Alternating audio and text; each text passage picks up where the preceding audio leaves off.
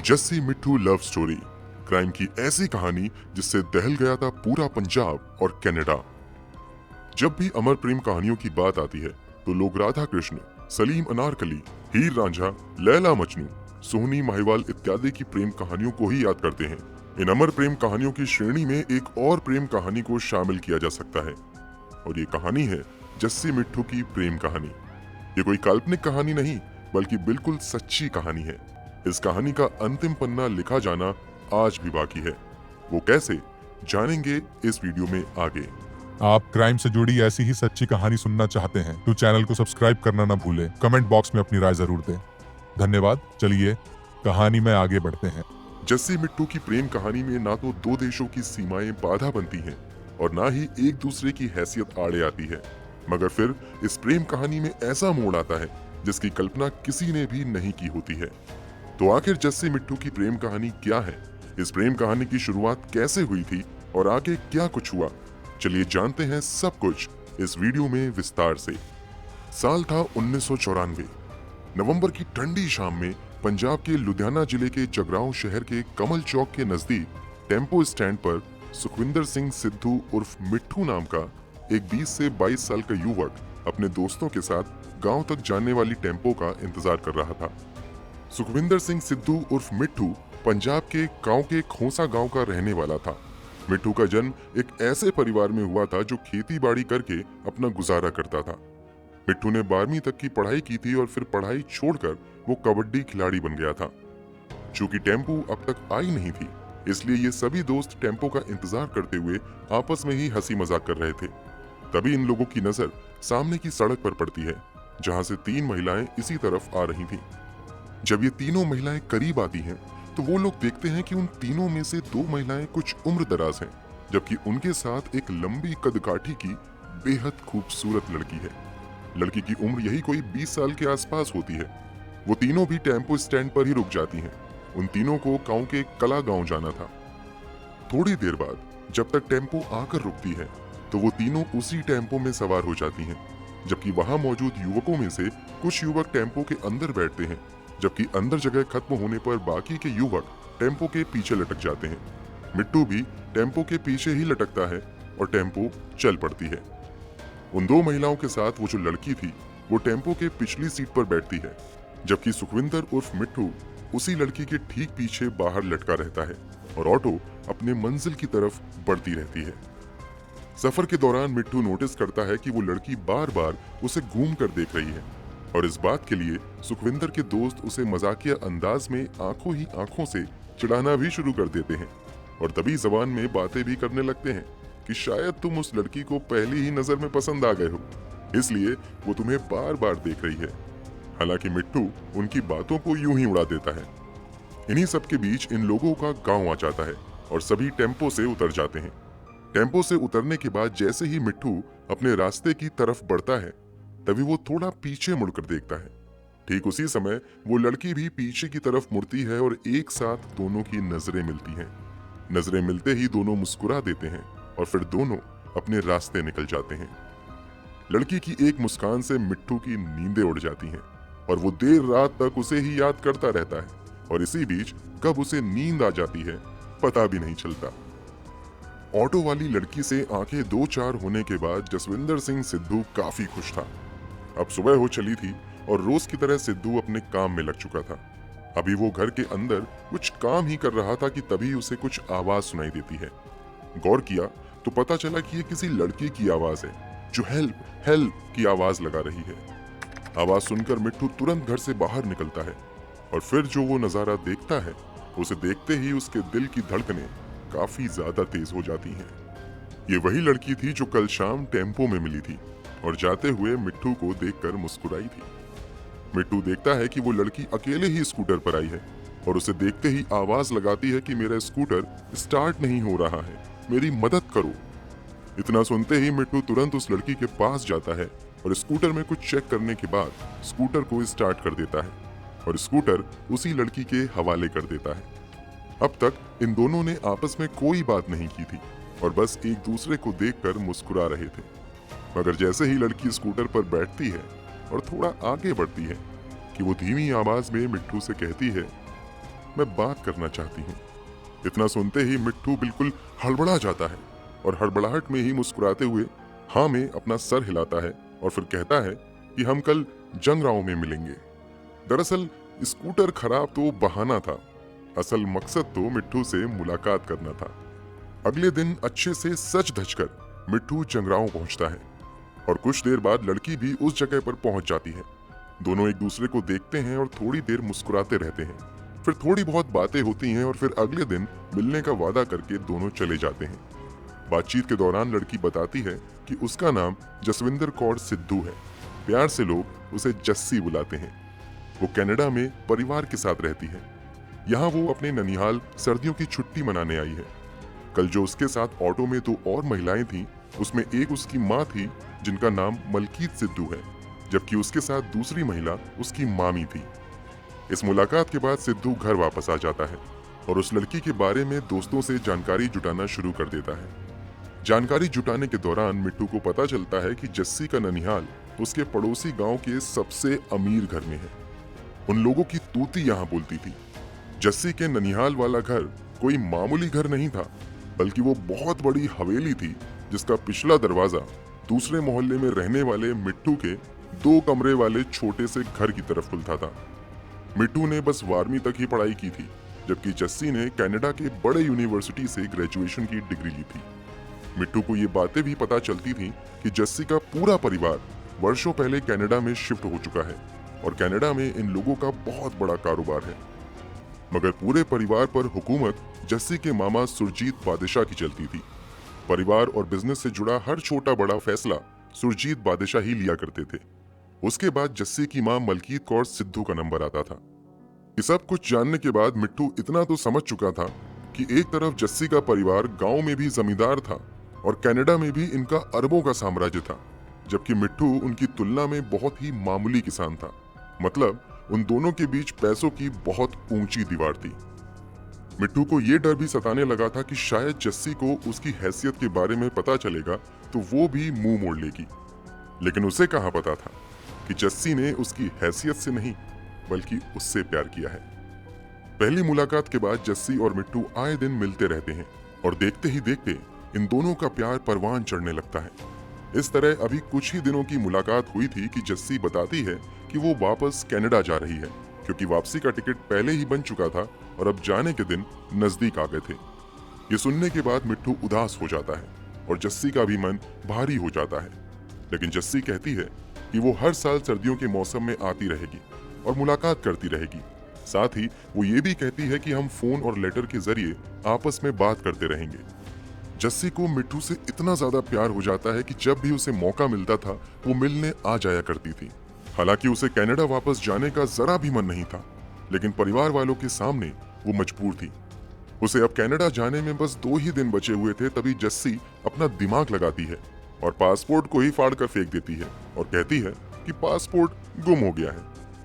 इस तरह परिवार के बाकी सदस्य तय समय पर कनाडा चले जाते हैं, जबकि पासपोर्ट ना होने की वजह से जस्सी को रुकने का मौका मिल जाता है और फिर दोनों दुनिया की नजरों से छुप छुप कर मिलते रहते हैं। चूंकि जस्सी का ननिहाल काफी रसूख वाला था, इसलिए महज 15 दिनों के अंदर जस्सी का नया पासपोर्ट बन जाता है और आखिरकार उसे वापस कनाडा जाना ही पड़ता है। भले ही जस्सी मिट्टू से दूर चली जाती है, मगर दोनों का मन अब मिल चुका था और एक दूसरे के बिना किसी को चैन नहीं आता था।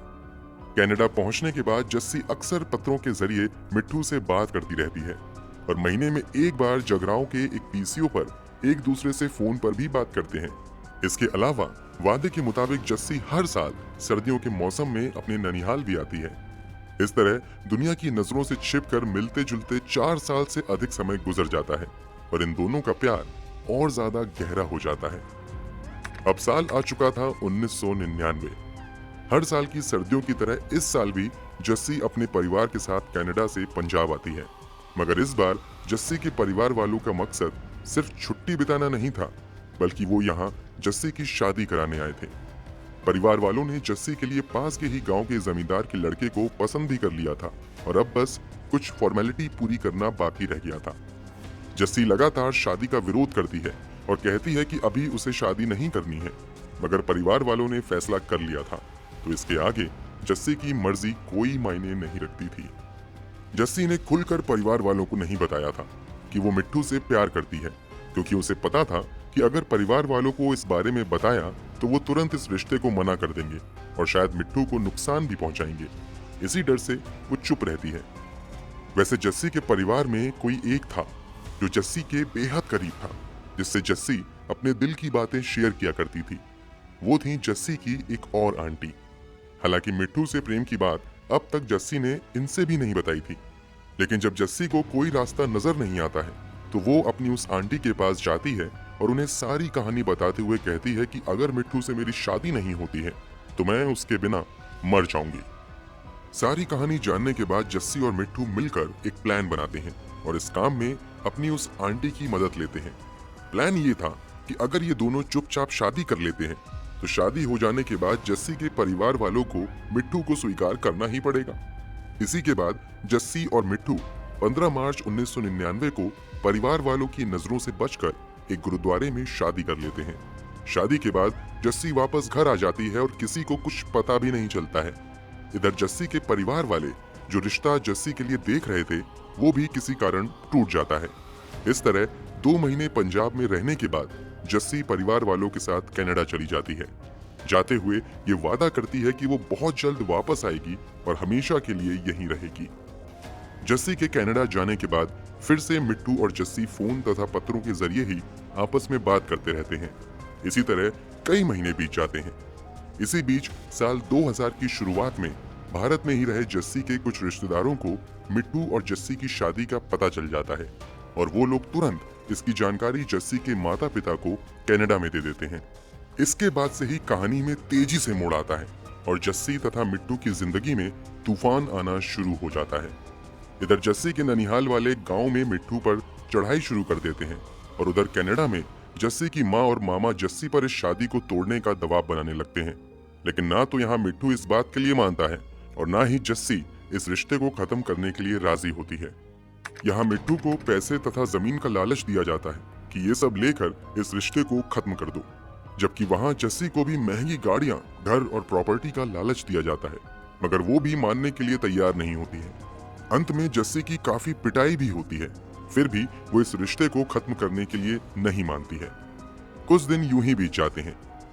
फिर एक दिन जस्सी की माँ कहती है कि अब जो हो गया है उसे बदला नहीं जा सकता है, इसलिए अब हमने फैसला किया है कि हम भी इस रिश्ते को स्वीकार लेंगे और मिट्ठू को कनाडा बुलाकर यहाँ बड़ी धूमधाम से फिर से शादी करेंगे ताकि दुनिया की नजरों में हमारी कोई हंसी ना हो। इसके बाद फिर से परिवार का माहौल सामान्य होना शुरू हो जाता है। इन्हीं सबके बीच एक दिन जस्सी की माँ जस्सी के पास कुछ डॉक्यूमेंट्स लेकर जाती है और कहती है कि इन पर सिग्नेचर कर दो ताकि मिट्ठू को कनाडा लाया जा सके। जस्सी उन डॉक्यूमेंट्स को उलट पुलट कर देखती है तो पता चल जाता है कि वो डॉक्यूमेंट्स मिट्ठू से ही जुड़े हुए थे, इसलिए वो एक के बाद एक सभी पेपर्स पर सिग्नेचर कर देती है। अब असल खेल यहीं से शुरू होता है।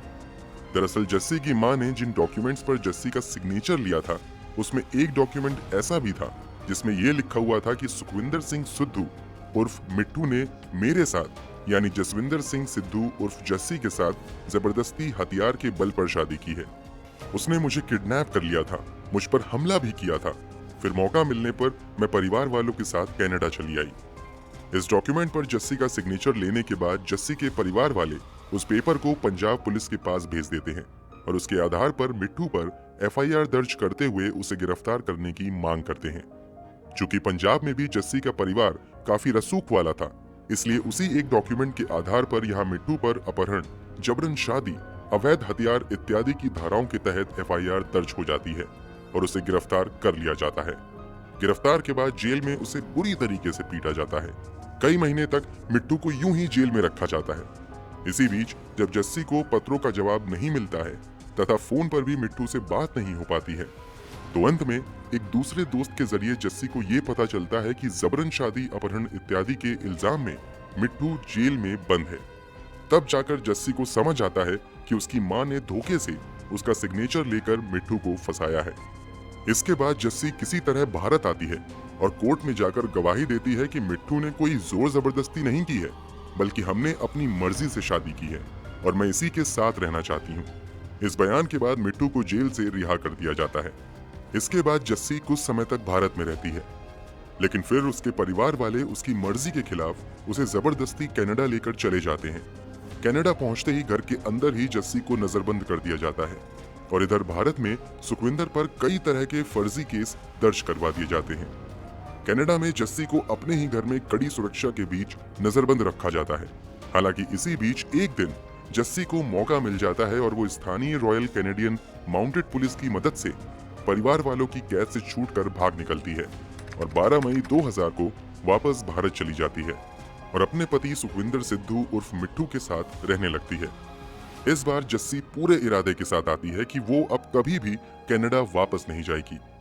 कहा जाता है कि कनाडा से भागने में जस्सी की मदद पुलिस के साथ साथ उसके पिता ने भी की थी। जस्सी भारत तो आ गई थी और अपने पति के साथ रहने भी लगी थी, मगर इन लोगों को भी अच्छे से अंदाजा था कि अब उसके परिवार वाले खामोश नहीं बैठेंगे और इन लोगों को नुकसान पहुंचाने की कोशिश जरूर करेंगे। इसलिए जस्सी के भारत आते ही मिट्ठू जस्सी को लेकर अपने घर से दूर चला जाता है और दोनों छुप कर रहने लगते हैं। वैसे तो जस्सी और मिट्ठू डर के मारे छिप कर जी रहे थे, मगर 7 जून 2000 को कनाडा से एक फोन आता है और फिर सब कुछ सामान्य दिखने लगता है। दरअसल कनाडा में रह रहे जस्सी के मामा अपनी पहुंच का इस्तेमाल करते हुए पता करवा लेते हैं कि वे लोग कहां छिपे हुए हैं। पता चलता है कि मिट्टू अपने किसी रिश्तेदार के यहाँ रह रहा था। उस रिश्तेदार का नंबर निकलवाया जाता है और फिर फोन किया जाता है। ये फोन जस्सी की माँ करती है। फोन करते ही जस्सी की माँ कहती है कि जस्सी से बात करवाओ, मैं उसकी माँ बोल रही हूँ। खुशखबरी है। इतना सुनते ही जस्सी को फोन दे दिया जाता है। जस्सी के फोन लेते ही उसकी माँ कहती है, तूने अपने मन की कर ली जस्सी, अब हमें अपने मन की करने दे। बड़े अरमान थे तेरी शादी के। मिट्ठू और तेरा ब्याह कायदे से होगा ताकि बिरादरी में हमारी नाक भी बची रहे। हम गांव आ रहे हैं पुत्र। इस एक फोन कॉल से अचानक सब कुछ बदल गया। अब खुशियां मनाने की तैयारियां होने लगी। लोग खुलकर जीने लगे। जस्सी भी काफी खुश हो जाती है और कहती है कि देखो, मैंने कहा था ना कि माँ एक दिन मान जाएगी, और आखिरकार माँ मान गई। जस्सी की माँ ने ये नहीं बताया था कि वो कब तक आएगी, इसलिए मिट्ठू के परिवार वाले तय करते हैं कि उन लोगों के कनाडा से आने से पहले हम लोग अपनी ओर से एक पार्टी करते हैं। प्लानिंग के बाद तय होता है कि 12 जून को रायकोट में रहने वाले मिट्ठू के एक रिश्तेदार के यहाँ शादी की खुशी में एक पार्टी होगी। चूंकि अब इन लोगों को किसी का डर नहीं था, इसलिए अगले ही दिन जस्सी मिट्ठू से कहती है कि अब तक तो हम डर के साए में छिप छिप कर जी रहे थे, लेकिन अब किसी बात का डर नहीं है, सो तुम मुझे कहीं घुमाने ले चलो। 12 जून को पार्टी भी रखी गई है तो मैं थोड़ी शॉपिंग भी कर लूंगी। जस्सी के कहने पर 8 जून को मिट्ठू जस्सी को एक स्कूटर पर बाजार लेकर जाता है। जस्सी की माँ ने फोन करके जरूर मिट्ठू और जस्सी के मन का भय दूर किया था, मगर मिट्ठू के परिवार वालों को अब भी डर लग रहा था। इसलिए जब मिट्ठू जस्सी को लेकर बाजार के लिए निकलता है तो घर वाले हिदायत देते हैं कि अच्छे से जाना और जितनी जल्दी हो सके वापस आ जाना। जस्सी और मिट्ठू बाजार चले जाते हैं और इधर मिट्ठू के परिवार वाले भी अलग अलग तैयारियों में लग जाते हैं। जस्सी और मिट्ठू को बाजार गए कुछ घंटे हो गए थे, मगर ये लोग अब तक वापस नहीं आए थे, जबकि उन्होंने कहा था कि जितनी जल्दी हो सकेगा वो वापस आएंगे। इसलिए घर वाले इनकी वापसी का इंतजार करने लगते हैं, मगर इनका इंतजार लंबा होने लगता है और फिर ये सभी कुछ अनहोनी की आशंकाओं में डूब जाते हैं। शाम हो चली थी, मगर अब तक जस्सी और मिट्ठू बाजार से वापस नहीं आए थे। अब मिट्ठू के परिवार वालों को लगने लगता है कि कुछ ना कुछ अनहोनी जरूर हुई है और फिर सभी मिलकर उन लोगों की तलाश में लग जाते हैं। खोजबीन के दौरान उन लोगों को एक ऐसी खबर मिलती है जो उनकी चिंताओं को सच साबित कर देता है। दरअसल पता चलता है कि मिट्ठू बेहद ही गंभीर हालत में अस्पताल में पड़ा हुआ है, जबकि जस्सी का कोई अता पता नहीं है। परिवार वाले भागते हुए अस्पताल जाते हैं तो पता चलता है कि मिट्ठू की हालत बेहद गंभीर है और वो बेहोश है। कई घंटे बाद जब मिट्ठू की बेहोशी टूटती है तो वो सबसे पहले जस्सी को ही खोजना शुरू करता है। इधर उसके परिवार वाले भी उससे वही पूछते हैं कि आखिर हुआ क्या है। इस पर मिट्ठू बताता है कि बाजार पहुंचकर हम दोनों साथ में कॉफी पी रहे थे। फिर जस्सी रंग बिरंगी चूड़ियां, लिपस्टिक, झुमके और गजरे इत्यादि भी खरीदती है ताकि पार्टी वाले दिन अच्छे से सज संवर सके। सभी खरीदारी के बाद बड़ी खुशी के साथ हम दोनों वापस बाजार से आने लगते हैं। मिट्ठू आगे बताता है कि अभी ये गांव नारी के थाना अमरगढ़ के पास पहुंचे ही थे कि एक सुनसान जगह पर कुछ लोग उन्हें रुकने का इशारा करते हैं।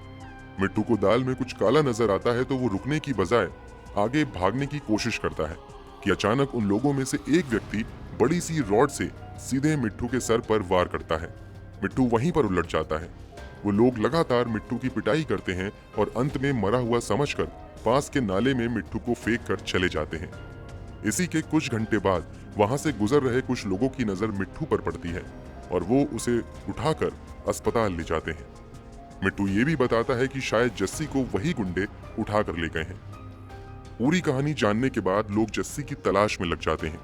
8 तारीख की पूरी रात यूं ही खत्म हो जाती है मगर जस्सी का कहीं कोई अता पता नहीं चलता है। इस बात की जानकारी पुलिस को भी दी जाती है और अब पुलिस भी अज्ञात अपराधियों के खिलाफ मारपीट और अपहरण की धाराओं के तहत केस दर्ज करने के बाद जस्सी की तलाश में लग जाती है।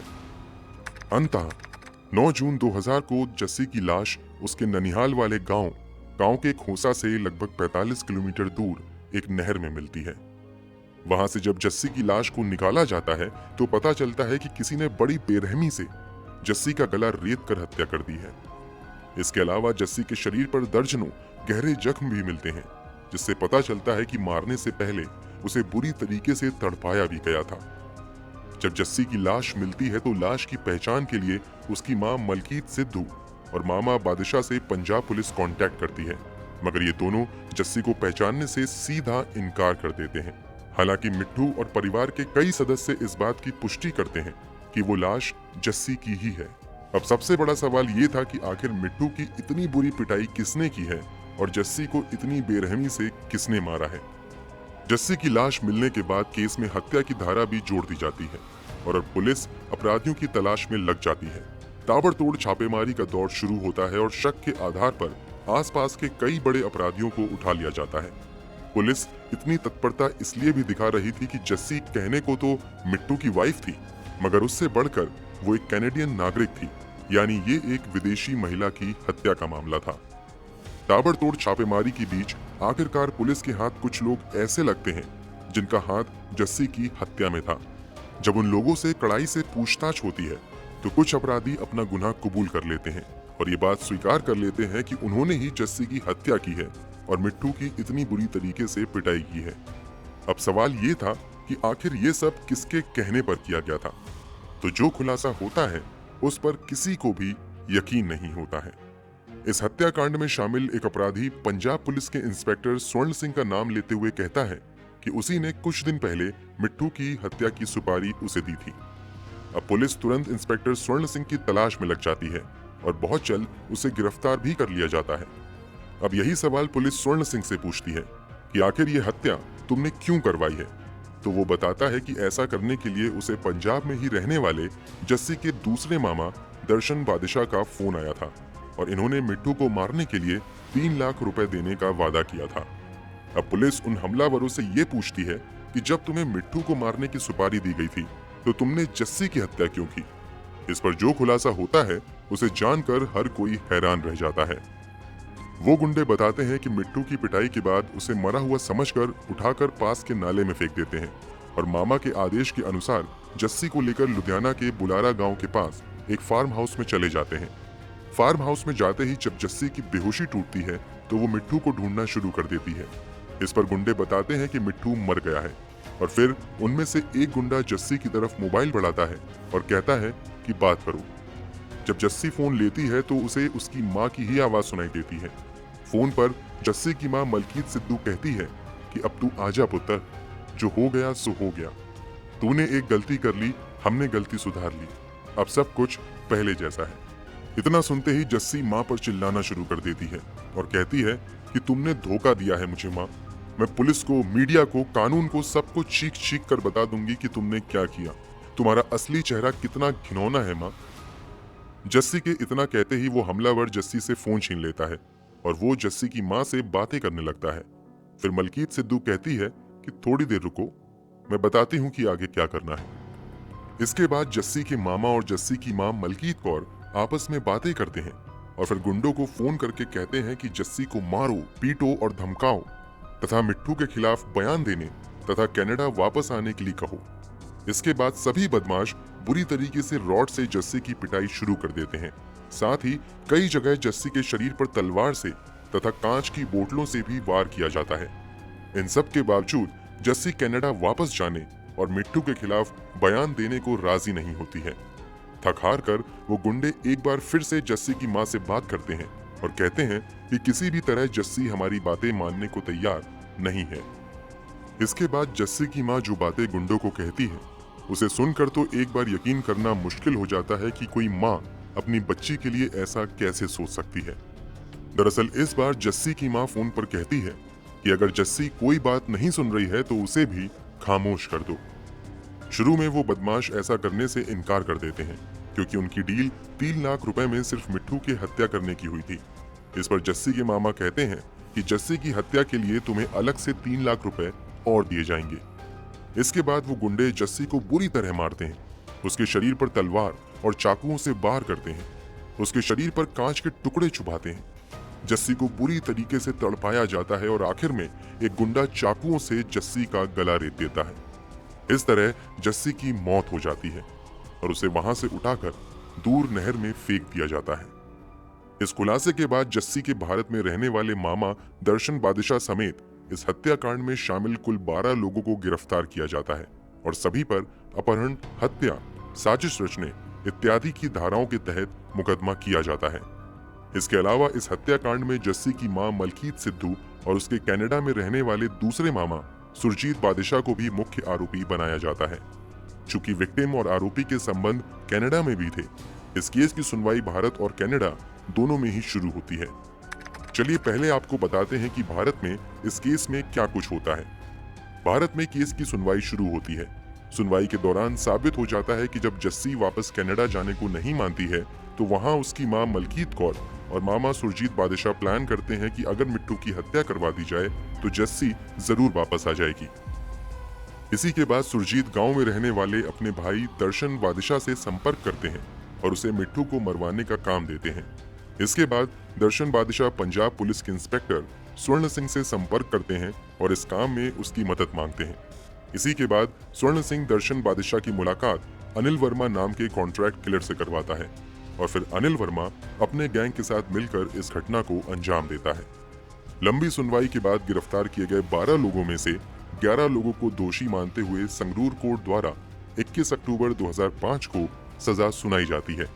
सजा पाने वाले लोगों में जस्सी के एक मामा दर्शन बादशाह, पुलिस इंस्पेक्टर स्वर्ण सिंह और कॉन्ट्रैक्ट किलर का प्रमुख अनिल वर्मा शामिल होते हैं। हालांकि आगे चलकर ये लोग निचली अदालत के फैसले को पंजाब हरियाणा हाईकोर्ट में चुनौती देते हैं, जहां से एक एक करके लगभग आरोपियों को बरी कर दिया जाता है या उन्हें बेल मिल जाती है। अंत में केवल जस्सी के मामा दर्शन बादशाह, इंस्पेक्टर स्वर्ण सिंह और कॉन्ट्रैक्ट किलर अनिल वर्मा को ही दोषी मानते हुए उम्र कैद की सजा सुनाई जाती है। हालांकि सजा पाए सभी दोषी हाईकोर्ट के इस फैसले को सुप्रीम कोर्ट में चुनौती देते हैं। यहाँ भी सुनवाई शुरू होती है और अंततः 16 अप्रैल 2015 को दर्शन बादशाह को निर्दोष करार देते हुए बरी कर दिया जाता है। हालांकि अन्य दोषियों को यहाँ से राहत नहीं मिलती है और उनकी सजा बरकरार रहती है। कनाडा के कोर्ट में क्या कुछ होता है वो जानने से पहले चलिए केस में फिर से थोड़ा पीछे चलते हैं और आपको बताते हैं कि जिस मिट्टू को गुंडों ने मुर्दा समझकर छोड़ दिया था, उनके साथ आगे क्या कुछ होता है। हमले में बुरी तरह घायल होने की वजह से मिट्टू लंबे समय तक हॉस्पिटल में ही रहता है, लेकिन जैसे ही मिट्टू ठीक होकर अस्पताल से बाहर आता है, उसके खिलाफ एक के बाद एक 7 केस दर्ज कर लिए जाते हैं। कुछ केस अवैध हथियार रखने के थे। मिट्टू पर ड्रग्स बेचने का भी आरोप लगाते हुए मामला दर्ज कर लिया जाता है। मिट्टू पर दबाव बनाया जाने लगता है कि वो अपने बयान से पलट जाए और इस केस को खत्म कर दे, लेकिन मिट्टू किसी भी तरह मानने के लिए तैयार नहीं होता है। वो हर हाल में जस्सी के कातिलों को सजा दिलवाना चाहता था। मिट्टू पर इतने ज्यादा केस दर्ज होने की वजह से गिरफ्तारी की तलवार लटक ही रही थी कि तभी 2004 में एक महिला ने मिट्टू पर बलात्कार का आरोप लगाते हुए मामला दर्ज करवा लिया। बलात्कार का आरोप लगते ही तुरंत मिट्टू को गिरफ्तार कर लिया जाता है और फिर अगस्त महीने में उसे दोषी करार देते हुए लुधियाना सेंट्रल जेल भेज दिया जाता है। मिट्टू अगले 4 साल तक इसी जेल में रहता है। हालांकि 4 साल बीत जाने के बाद कोर्ट में ये साबित हो जाता है कि जिस महिला ने मिट्टू पर बलात्कार का आरोप लगाया था, उसका संबंध जस्सी के ननिहाल से था और उसने उन्हीं लोगों से पैसे लेकर मिट्ठू पर झूठा आरोप लगाया था। ये साबित हो जाने के बाद 4 साल की कैद के बाद मिट्ठू को जेल से आजाद कर दिया जाता है। हालांकि इसके बाद भी उस पर फर्जी केस दर्ज किया जाता रहता है और मिट्ठू का जेल आना जाना लगा रहता है।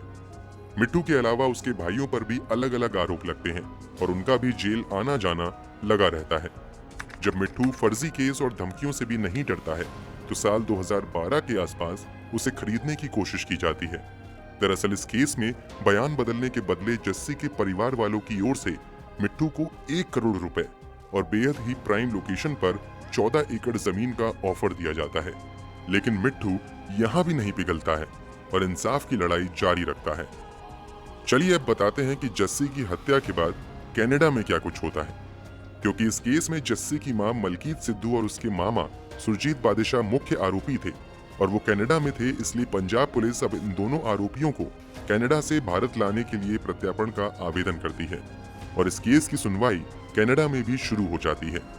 6 जनवरी 2012 को कनाडा के मेपल रिज से जस्सी की मां मलकीत कौर सिद्धू और उसके मामा सुरजीत सिंह बादशाह को कनाडा पुलिस जस्सी के खिलाफ साजिश रचने और जस्सी की हत्या करवाने के आरोप में गिरफ्तार कर लेती है।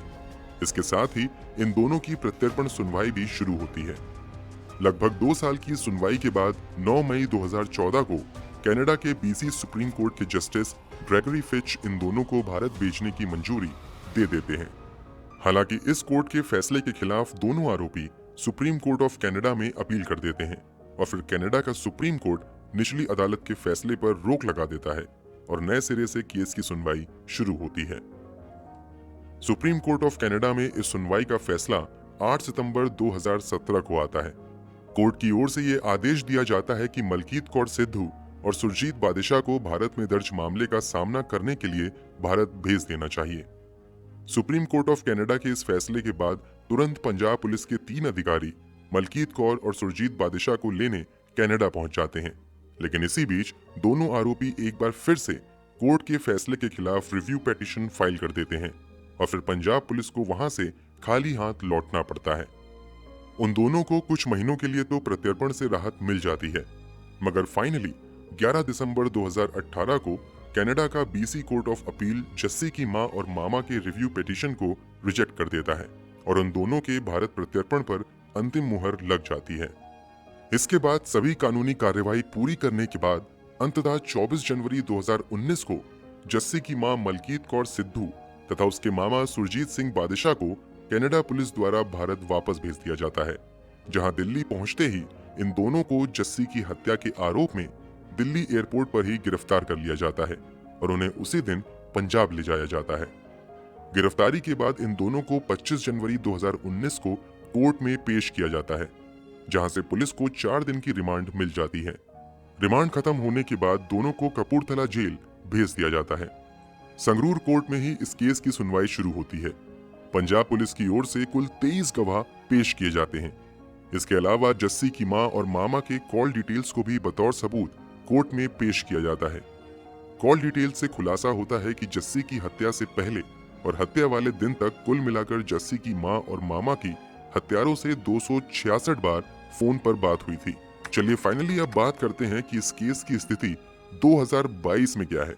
आपको जानकर हैरानी होगी कि इतने गवाह और सबूत पेश करने के बाद भी आज तक जस्सी की मां और मामा को कोई सजा नहीं हुई है, बल्कि ये केस आज भी संगरूर कोर्ट में चल ही रहा है। और तो और जिन दोनों को जस्सी का असली गुनहगार मानते हुए पंजाब पुलिस एड़ी चोटी का जोर लगाते हुए भारत लेकर आई थी, वो दोनों आज जेल से बाहर आजाद जिंदगी जी रहे हैं। शायद आपको यकीन ना हो, लेकिन बता दें कि जस्सी की मां को 26 दिसंबर 2020 को पंजाब और हरियाणा हाई कोर्ट की ओर से बेल दे दी गई थी। उसके बाद से ही मलकीत कौर सिद्धू जेल से बाहर हैं। इसके अलावा जस्सी की हत्या के दूसरे मुख्य आरोपी जस्सी के मामा सुरजीत सिंह बादशाह को भी 1 मार्च 2022 को पंजाब एंड हरियाणा कोर्ट की ओर से परमानेंट बेल दे दी गई और अब ये भी जेल से बाहर हैं। असल चौंकाने वाली बात तो ये है कि द ट्रिब्यून इंडिया की 9 जून 2022 की रिपोर्ट के मुताबिक ड्रग्स स्मगलिंग के आरोप में मिट्ठू फिलहाल जेल में ही है।